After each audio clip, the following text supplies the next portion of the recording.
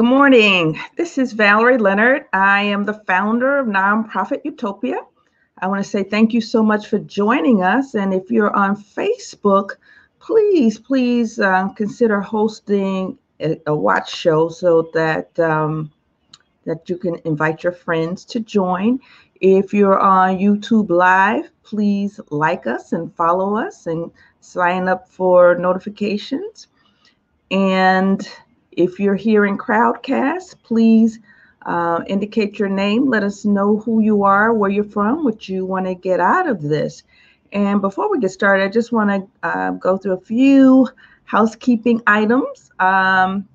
Today, we're going to be talking about collaboration, and we're also going to focus on the MOUs and show you how you can strengthen your collaborations with the MOUs. So that will be a very, very, very detailed discussion. So it is strongly advised that you click onto the box folder.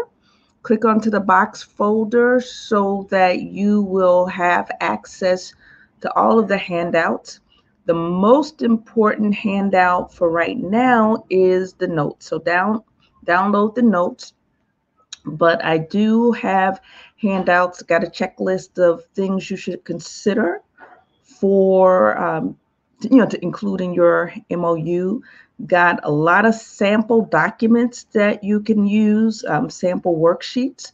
And when I say that, I'm talking about looking at the samples from collaborations, some logic models and how those are used for collaboration. We typically look at logic models for individual programs, but I have shared some examples of how organizations can actually structure their programs collaboratively and outlining roles and responsibilities for each program, each organization within the program. Also downloaded a copy or uploaded a copy of an executive summary for an alternative plan to school closings. We're going to be sharing some screenshots from that this week, just like we did on Tuesday. And the writing that you see might be too small on screen. So it's recommended that you would download that if you want to know what's on the slides. All right. So without further ado, we're going to get started with our presentation. Let me bring it up.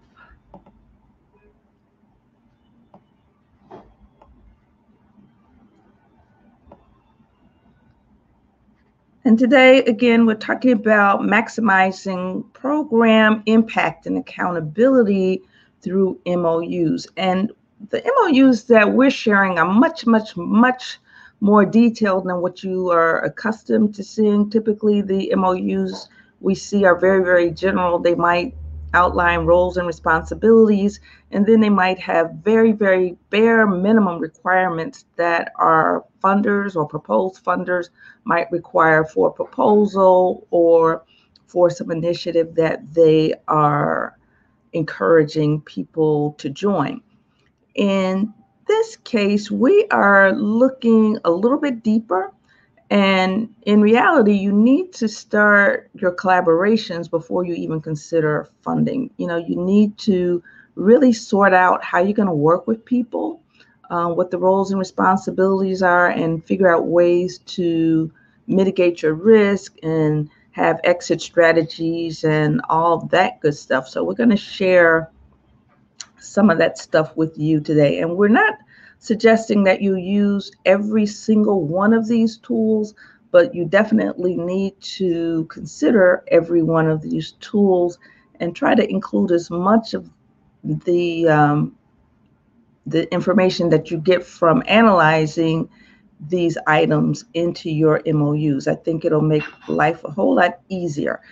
It'll take much longer on the front end, but I think you'll be much happier on the back end. All right, and before we do that, I want to give you a little bit of information about Nonprofit Utopia the way I normally do. We are the ideal community for emerging nonprofit leaders, and we have created a safe space for you to innovate and if you are someone who is just starting a nonprofit, or you're just changing positions, where you're getting more responsibility in a nonprofit, I tell you, this is the right place for you. We got a number of resources, learning resources, as well as social resources that will help you in your job and really cut down the time it takes to get acclimated to the nonprofit world. Our mission is to develop the next generation of ethical nonprofit leaders, and we provide ongoing professional development and networking opportunities. And in an ideal sense, we create an environment where you have more seasoned professionals like myself and younger professionals, where they can come together and share ideas, share learning and experience. And the overarching goal is to give our members, regardless of where they fall on the experience curve, the experiences and the tools and education that they need to not only develop themselves as leaders, but to develop sustainable organizations in the process. Every month we have a new theme. Last month we focused on leadership, did a real deep dive into leadership. This month we are focusing on collaboration. So, and then next month we will be looking at board development. So our vision is to strengthen the global nonprofit sector by providing training and development opportunities for up to 50,000 emerging leaders between now and 2033. If you want to find out more about us, you can go to nonprofitutopia.com, and you can join our community at nonprofitutopia.mn.co. We hope that you find the information useful. Now, typically, when I talk about myself, I typically give you a resume of qualifications, and I think you can read that pretty clearly. I want to take this time now to share a little bit about my journey. I've been working in nonprofit for over 20 years in a number of different capacities. I've worked as a financial analyst for a large institution. I have also run a nonprofit organization. I have consulted with nonprofit organizations, been a very engaged citizen. I teach nonprofit management as well as social enterprise at the university level. So I got a lot of experience that come to bear from very different experiences. And I also host a Nonprofit Utopia podcast. So the information that you get today is going to be a combination of what I've studied from others, but most importantly, things that I have learned the hard way, and I am trying my best to keep you from making some of the same mistakes. And I encourage you, if you have any comments, if you have any questions, please post in the comment section in a chat room or the Ask a Question forum. If you are watching live on Facebook, I can't see your comments right about now. But if you have any questions, if you have any comments, please feel free to share those in the comment section on Facebook. If you're in YouTube, the same for you. Please comment and make sure that you like this video. Make sure that you follow us so that you get notifications for the next video. And we will be live on YouTube next week. So in our first crowdcast on collaboration, we focused on the various forms of partnership. We looked at everything from the informal partnerships or strategic alliances all the way up through mergers and acquisitions. Next, we focused on collective impact, and those are models where you look at problems holistically in a community, working with various organizations with various specialties to address a major set of problems. And then in this episode, we're going to be taking a deeper dive into ways that you can structure your MOU so that you can support that work and make sure that you not only have the accountability that you need, but also, codifying the work structure and the outcomes and all that good stuff so that you can maximize your impact. And we'll also be sharing tools and resources and downloads so you can try this at home. In fact, we encourage you strongly, try this at home just as soon as you can. And again, those downloads for people who are here in Crowdcast, there's a link to our box folder with downloads from today's session. And if you're a member of the Nonprofit Utopia community, if you can demonstrate that you have participated in all 4 of these discussions and completed the workbook exercises from the first webinar, then you will be getting a certificate of completion for the month of February, indicating that you have completed all the exercises as they relate to collaboration.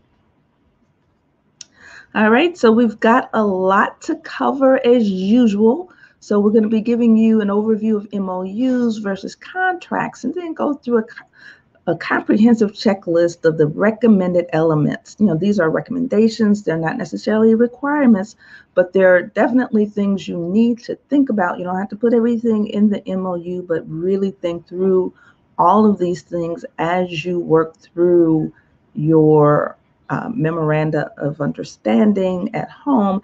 And the more that you have at stake, in terms of risk, in terms of money, the more complex your MOU should be. Okay, again, we've got resources that you can link to and that you can download to. So we expect to be talking about 45 minutes, and then you'll have the opportunity to ask questions and participate in live chat.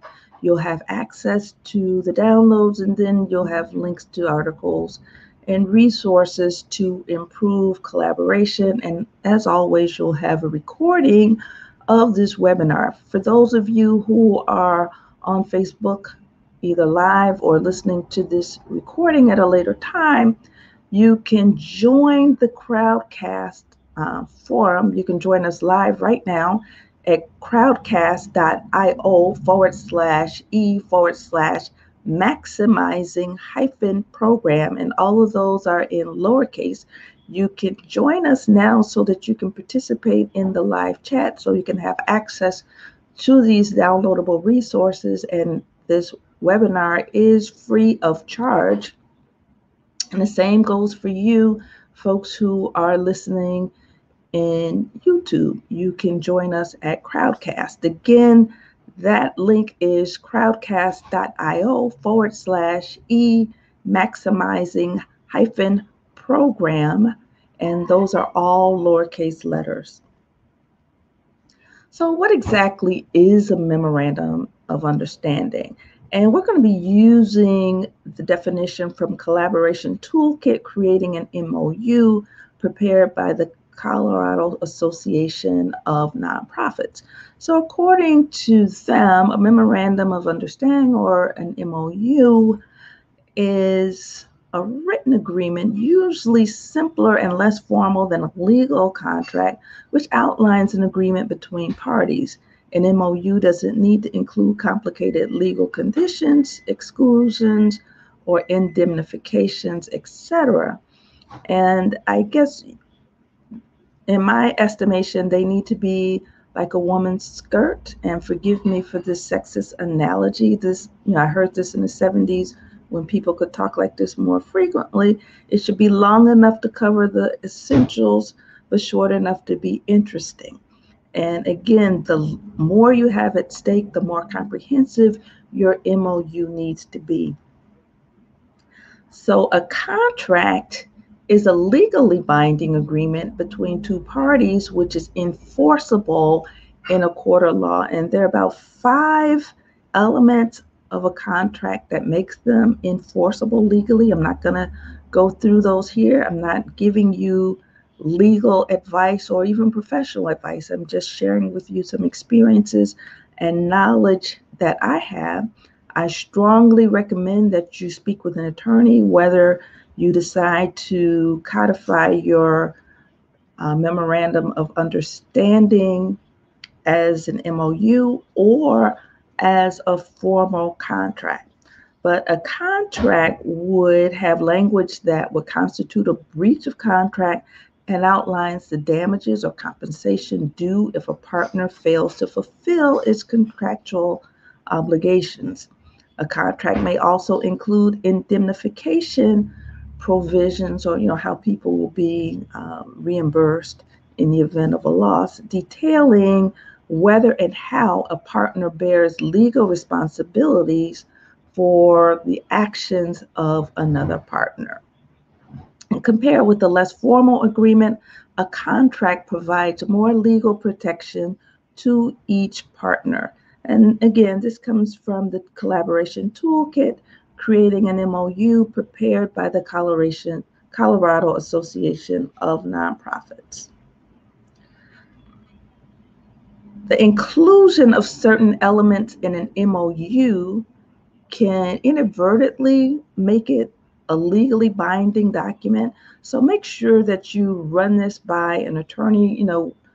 There may be instances where you don't want to be legally encumbered, but you put something in that MOU that could make this a legally binding document. So speak with an attorney to make sure that your MOU is just an MOU and not legally binding.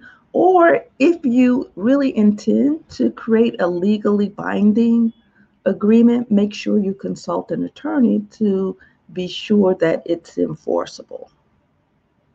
The Foundation Center suggests that if you're certain that you do not want your agreement to be legally binding, you should be sure to say so expressly within the document. Please consult an attorney for assistance creating an agreement that meets the needs of your collaboration, whether this is an MOU or a contract.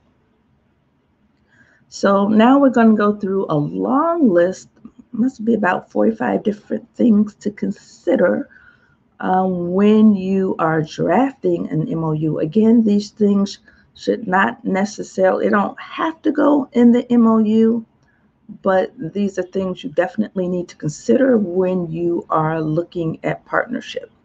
So you want to look at the background or the situation that creates the environment for you to want to collaborate, and you need to think about the purpose for collaboration, and that's something that really should go in the MOU or the contract. You might consider including your mission, vision, and core values so that those things are always at the forefront. You will refer to the MOU or the contract from time to time, and you want to keep those things at top of mind. You also want to include things like the project description. Exactly what is this project? What are the goals? What are the objectives? What are the outcomes? What are the project benchmarks that you're measuring so that you can track your success? How are you going to evaluate your success? What evidence of success will you be tracking, so that you can objectively evaluate whether or not you have accomplished what you thought you would from the beginning. You want to include your project team project term. And in the document itself, the body of the document, you don't necessarily have to go into a whole bunch of details. You can include a schedule as an appendix, but in the body, you really want to at least mention the term of the agreement, how long you're going to be in existence, when it starts, when it expires. You want to also identify who the team members are. If it's a group of individuals, then you mention the individuals' names. If it's a group of organizations, then the organization's name. You want to also include a section that speaks to governance. How is this going to be managed? Who's going to be responsible for making decisions? You also want to have a section for who the lead agency is or the lead individual and what their responsibilities are. In the event that there are several organizations And if there is a fiscal agent other than the lead agency, usually the lead agency is also the fiscal agent, but there may be some instances where you might have a separate fiscal agent who will be managing the finances. So you want to outline who that fiscal agent is. And a word to the wise, before you select your fiscal agent, make sure that you have vetted this agency, make sure that they are on sound financial footing. You want to make sure that if it's someone that is not part of a group that's seeking funds, that this is truly an independent party and doesn't have a stake in the outcome. There are instances where fiscal agents who are also involved in the programming may have a horse in the race and may not necessarily be objective. Now, if the fiscal agent is also the lead agency, there's no way of getting around it because the lead agency has a whole lot more at stake than the other team members. And then you want to also delineate what the roles and responsibilities are of the people who make up this team. Next, you want to make sure that you at least touch on project management, and that would include things like project deliverables and products. What are you promising to deliver? What are you promising to produce as a result of this collaboration? Who is actually managing this collaboration? What are their roles and responsibilities? How are they going to track outcomes? How are they going to report progress? How are each of the team members going to account for their contributions to the progress of the collaboration?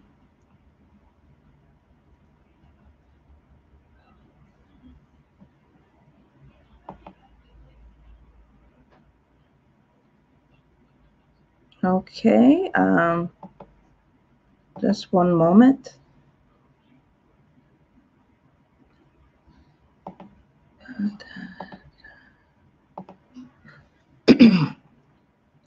Also, you want to look at policy considerations. You don't necessarily have to have policies written into the MOU. You might want to reference certain policies. So this can be things like intellectual property, um, especially in those cases where you have a collaboration and the collaboration itself is not a legal entity.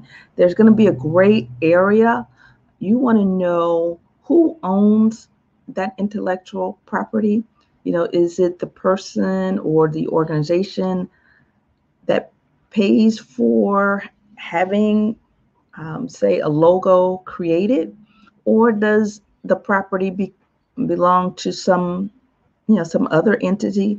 Will you at some point create a legal entity, and then the intellectual property belongs to this legal entity? Whatever the particulars are, you got to make sure that you have, in fact, accounted for them. You need to also look at conflict resolution. Whenever you have more than one person in a room, you're probably going to have an opportunity for conflict. You should think about what happens before there is a conflict, before people fall out. Think about how those conflicts will in fact be resolved, what the roles and responsibilities of the group would be in terms of resolving those. You want to look at things like diversity, equity, and inclusion, particularly as it relates to how marginalized people within communities are treated. You want to make sure that there's room for their voices to be heard and for them to make a significant impact to whatever the collaboration is. So all of those stakeholders who may have been marginalized but will be impacted by this work, make sure that as you structure the collaboration, there's room, there's an intentionality around including their voices in the structure, the management, the implementation of this collaboration. You want to make sure that there are policy considerations around accommodating people who are disabled.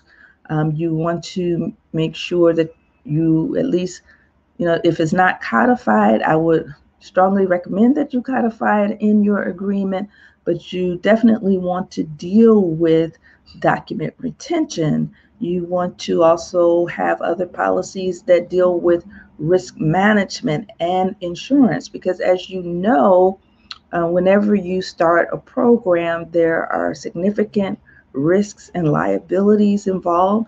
You want to know who's responsible. You want to be able to spread that risk around so that no one group is bearing all of the risk. You also want to make sure that especially the lead agency is in compliance with all of the regulators and funders. In an ideal sense, you want to make sure that everybody sitting around the table is in compliance as well. Why is that important? If you don't have those things in place, if you're not in good standing with the state that you're operating in, if you're not in good standing with the IRS, then chances are you're going to have a very, very difficult time getting private funding as well. And then you also want to make sure that your partners are in compliance, because you want to be able to share with them the financial proceeds of whatever comes out of the collaboration. So now we got to think ahead of time, how do you get in and out of the agreement? In fact, you need to think about how you're going to get out of it before you even get into it. So you should have a number of exit strategies. One of your exit strategies might be the fact that this collaboration is working to eventually become a separate entity that's legal. Right? So one exit strategy, or one potential exit strategy, could be you're actually going to you're actually going to create a legal organization. Another exit strategy could be, what happens in the event that you have actually done everything that you said you were going to do. You said that you were going to be in existence for, say, 18 months, and within 18 months you were going to be able to complete A, B, C, and D, right? So at that point, you want to have an option of terminating the agreement automatically once you meet those goals and objectives, or you might want to leave it open-ended. If you guys actually like each other, like working together, and you see other opportunities, you might include language to the effect that allows you to either continue this current arrangement, or modify it in such a way that you could go after other opportunities. Well, what happens if you find yourself in a collaboration and it doesn't really work out, or one of your lead people with the expertise leaves your organization, or your organization changes leadership and there's no longer interest in participating? So think of those kinds of things and give people a way out. Again, this would be very similar to, what happens if you quit a job? How do you transition from one person to another? Also think about, it's a collaboration with this person, or is it with this person's organization? Does the person, is the person ex officio, meaning as long as he or she is with the organization, they're with the collaboration, and when that person leaves, they're out of the collaboration? Or is the collaboration with that person, and when that person leaves, that person can still remain, and as long as it's okay with his or her employer? Think about how you're going to bring on new members. What's going to be the triggering event for your bringing on new members? Will it be you find that you need additional expertise?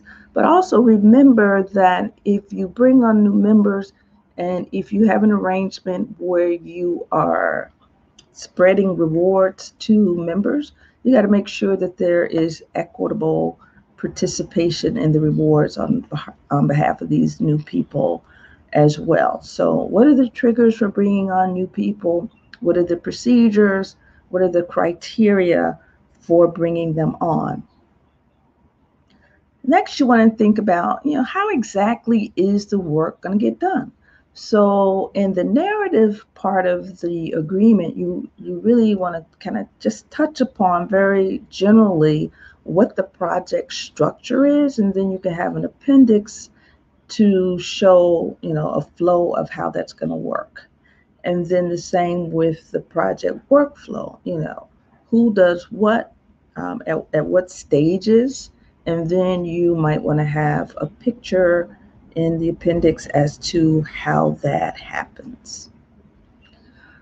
Financial considerations. One, you want to look at the financial relationships between the members, and you have to really, really be careful, because if you structure this in a manner in which someone is being paid in exchange for the work they do for someone else, then that could trigger a legally binding event. So really, really take into account how your financial relationship is going to work.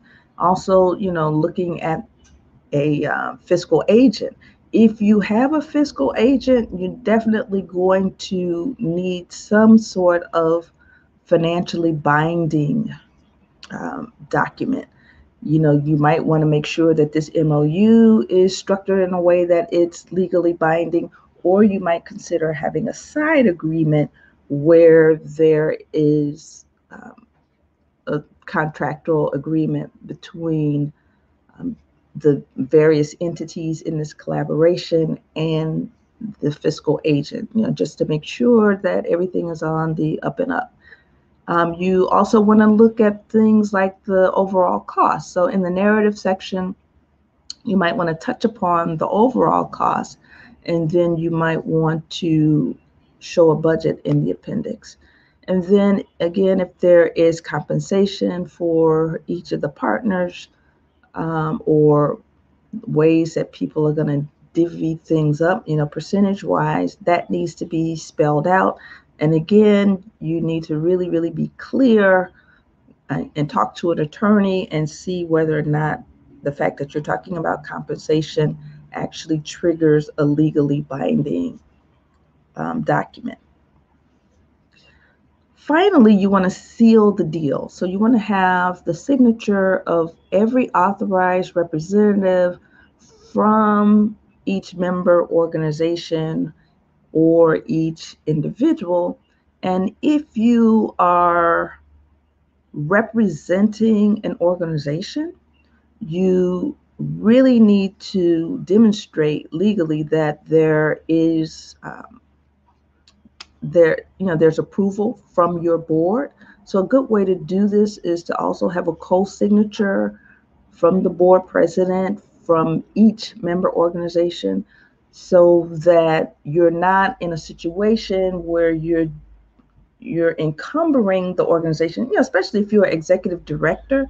An executive director, when he or she signs things, depending on how your bylaws are structured, they're legally encumbering or legally obligating their organizations to this agreement.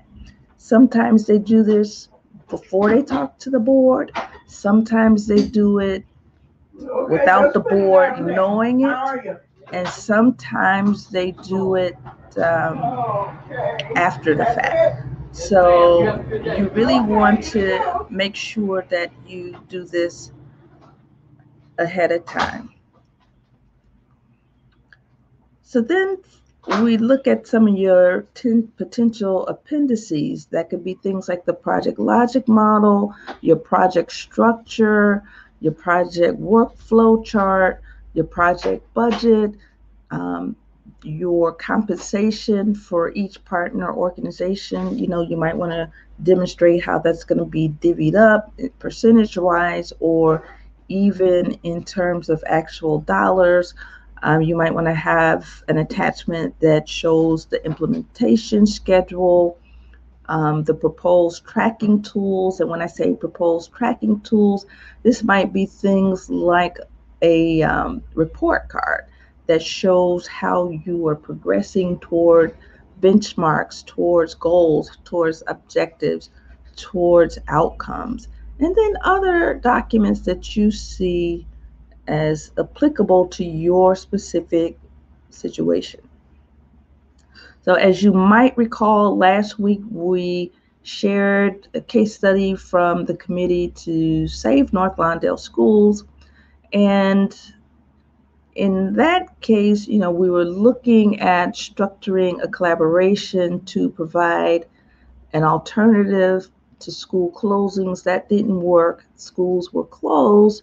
And then we provided a proposal for the reuse of two school buildings. And I'm just sharing the some of the documents that we shared, and some of these documents or types of documents you might want to include as an appendix in your MOU. So we described who our team was, and this was all part of an executive summary. So we described who our team was. It was a broad-based coalition of stakeholders representing various disciplines and quality of life sectors in the community. So if you've got a list of people in your collaboration, you might want to do an appendix, a list of who they are and who they represent. And sometimes it helps to give, a little blurb about each one of them, 2 or 3 sentences. And then you might want to talk about the framework for your collaboration. And then you might want to talk about how the work is going to be structured, what the committee structure will be like, what the operations would look like, and then develop a program logic model for that. So that would be after looking at some of the problems in the community, you determine your overall goals and objectives, and then you look at the resources that you need or the inputs. You look at the activities in which you're going to engage, which might be the outputs, and then you also look at the outcomes, what's going to change as a result of this work. And then you also think about how you're going to evaluate this. So I'm not going to read what's on this slide because it's not so much important what's on the slide, because we're talking about how this can be applicable to you generically. Now, if you want to know exactly what is in this handout, go and download the executive summary. We have the executive summary in the box folder. And then you might want to include, a document that talks about the schedule. The schedule, you might want to put, in addition to this Gantt chart, you might want to also have a chart that delineates who is doing what task, when is it due, so that you can increase accountability amongst the organization members, amongst individuals. And then you want to include a budget. And if any of that stuff changes, make sure that you indicate that those have changed and modify your agreement accordingly. So at this point, I am going to open it up for questions. If you have any questions, please let me know. You can post right here in the chat room. If you're watching us on Facebook Live, be sure to post in Facebook. And if you're watching on YouTube Live, be sure to post in YouTube. All right, so I'll give you a few minutes to post if you have any questions. So while we're waiting, I just want to let you know that afterwards, if you have any questions regarding this webinar, you can address them to me by email. You can send your email to ValerieFLeonard@nonprofitutopia.com. If you are a Nonprofit Utopia member, you can post in the course forum. And then you can also feel free to join Nonprofit Utopia at nonprofitutopia.mn.co. Follow us on Twitter, find us on Facebook, and you can also go to our website at nonprofitutopia.com. All right, so we have come to the end of our webinar, and I want to say thank you so much for taking the time out of your busy schedule to join us. And you'll have access to this live webinar. You have access to the downloads if you can join us in Crowdcast. If you are not in Crowdcast, if you're watching from Facebook, if you're watching from YouTube, and if you're watching a recording, you can always go to crowdcast.io/e/maximizing-program, all under all lowercase letters, and you can click on to this Crowdcast, and then you will have access to the downloads, which I think you'll find very, very helpful. All right, so without further ado, thank you again for joining us.